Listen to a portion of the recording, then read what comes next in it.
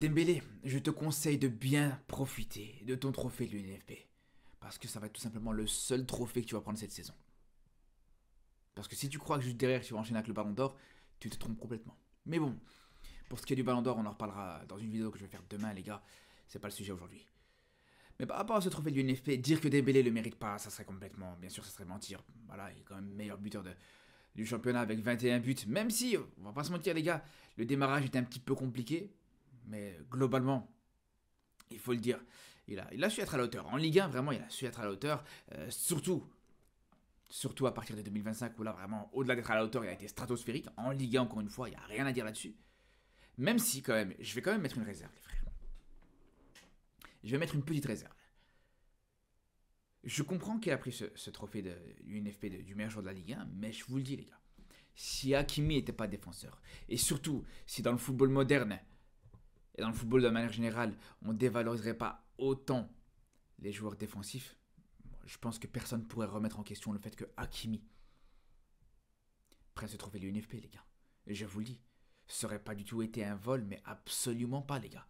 Parce que le joueur le plus régulier, non seulement du PSG, mais de la Ligue 1 cette saison, c'est pas Dembélé, c'est Hakimi.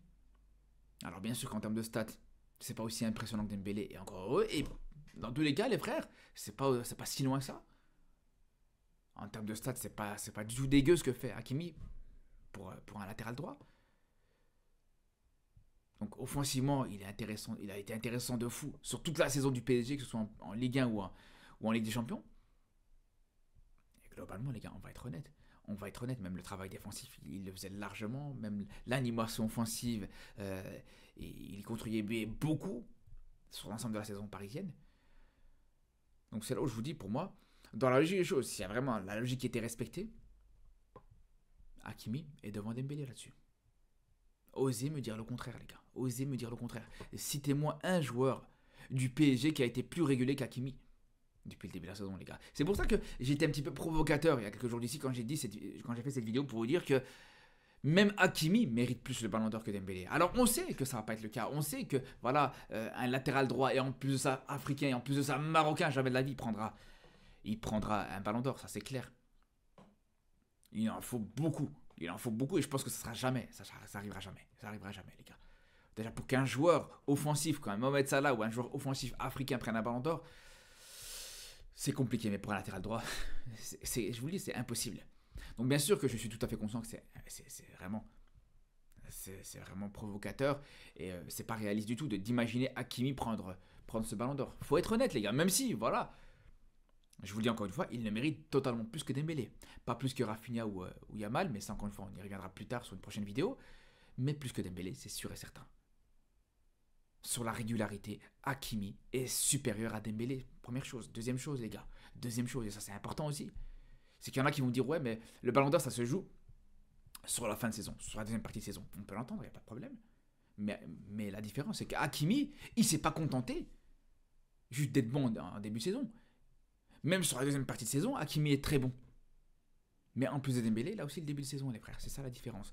Mais bref, voilà, Hakimi s'est contenté de ce titre de meilleur joueur africain. Alors là aussi, hein, pour le coup, c'est légitime. C'est complètement mérité là-dessus.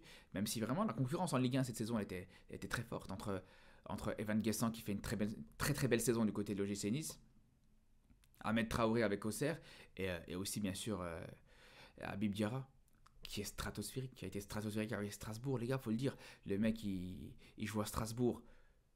C'est devenu le leader de cette équipe de Strasbourg à son jeune âge. Je crois qu'il a 23, 24 ans, je sais plus l'âge exact de Habib Diarra, mais très jeune. Le mec est capitaine en partie de cette équipe de Strasbourg. Il tire les corners, il tire les pénaltys, il fait des très grosses choses. Donc voilà, la concurrence était forte, mais bien sûr, ça reste mérité pour Hakimi. Ce titre de champion de France, cette efficacité même en tant que latéral droit, cette solidité aussi défensive, fait que Hakimi mérite totalement. Mais là où je suis un petit peu moins convaincu, les gars. Je suis désolé, les frères. Je suis désolé, mais pour moi, l'équipe type, elle est scandaleuse, les frères. Alors encore une fois, voilà, que le PSG se fasse mettre en valeur plus que d'autres équipes, c'est normal, c'est légitime, il n'y a pas de problème là-dessus. Que tu vois que le meilleur espoir, c'est Désiré Doué, il n'y a pas de problème. Que le meilleur coach, c'est Lucien Riquet, ok, ça se comprend. Que que le meilleur joueur c'est Dembélé, même là, vas-y, pourquoi pas. Que le meilleur joueur africain aussi c'est un joueur du PSG, vas-y, il n'y a pas de problème là-dessus. Il n'y a pas de problème là-dessus. Mais que tu mettes 9 joueurs sur 11 dans cette équipe type, comme joueur du PSG, non, je suis pas d'accord, les gars. Je suis pas d'accord du tout. Attends, 9 joueurs sur 11, même 10 joueurs sur 11. Non, 9 joueurs sur 11, pardon. 9 joueurs sur 11. 9 joueurs sur 11 sont parisiens, c'est pas normal, les gars. C'est pas normal du tout, les frères. Alors, pour la défense, il n'y a pas de problème. Je pense que c'est respectable, ça peut s'entendre. Pour le, pour le milieu de terrain, j'ai envie de vous dire, les gars, João Neves et Vitinha, pourquoi pas. Mais qu'est-ce que fait Désiré Doué là-dedans? Qu'est-ce que fait Désiré Doué dans cette équipe type, les frères? Désiré Doué qui, pour le coup, il s'est révélé qu'à partir du mois de décembre. Vraiment, c'est là où il a explosé. C'est vraiment à partir du mois de décembre où il a commencé vraiment à exploser, que ce soit en Ligue des Champions ou en Ligue 1. Il n'a rien à faire dans ce 11. Ce trophée de meilleur espoir, il le mérite totalement. C'est peut-être intrinsèquement un très bon joueur et peut-être intrinsèquement l'un des meilleurs joueurs de Ligue 1. Mais je vous le dis encore une fois, dans ce 11, il n'a absolument rien à faire, les gars. Il a absolument rien à faire pour moi. Si on remplace numériquement avec d'autres joueurs, parce que voilà, là, ils ont mis Désiré Doué au milieu de terrain, il aurait pu être attaquant et Cherki au milieu de terrain, il n'y aura pas eu de problème. Mais je veux dire, numériquement, non seulement Désiré Doué, mais aussi les gars Barcola, pour moi, n'ont rien à voir. Pour moi, les deux n'ont rien à voir. Autant Barcola que Désiré Doué, les gars, je vous le dis. Si on met en concurrence un Barcola, par exemple, avec d'autres joueurs de Ligue 1, moi je suis désolé, par exemple, un Greenwood, pour moi, il mérite plus que Barcola. Greenwood, il a 19 buts cette saison, les gars. Alors, je suis pas fan du tout de Greenwood, les frères, hein, de sa personne, etc. On n'est pas fan du tout, et je pense peut-être même c'est pour ça qu'il a été sanctionné. Mais au bout d'un moment, voilà, si tu acceptes qu'il joue en Ligue 1, si tu valides le fait qu'il joue en Ligue 1, tu aurais très bien pu refuser. Hein. C'est possible, hein. Dans le règlement, les gars, c'est possible que certains joueurs, avec leur passé extra-sportif, peuvent ne pas être inscrits. Ils peuvent ne pas être inscrits dans une compétition, dans un championnat comme la Ligue 1. C'est tout à fait légitime. Mais à partir du moment que tu l'acceptes, tu vas être traité comme tous les autres. Et là, quand on compare le fait que, tout simplement, Mason Greenwood te met 5 buts en plus que Barcola cette saison, qu'il a été globalement plus intéressant, meilleur que Barcola sur l'ensemble de la saison, pour moi, c'est pas normal que Barcola soit présent dans ce 11. Pareil, Désiré Doué, pour moi, je mettrais un Cliouche.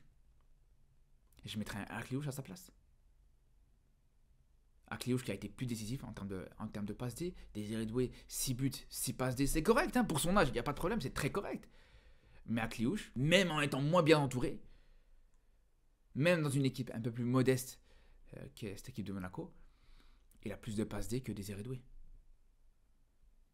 Et les gars, je suis désolé, ça se joue beaucoup. Et encore une fois, globalement, Akliouche, même en dehors des stats, Akliouche c'est plus régulier du début à la fin de la saison. Et on ne parle même pas de ce qu'il a pu faire en Ligue des Champions aussi.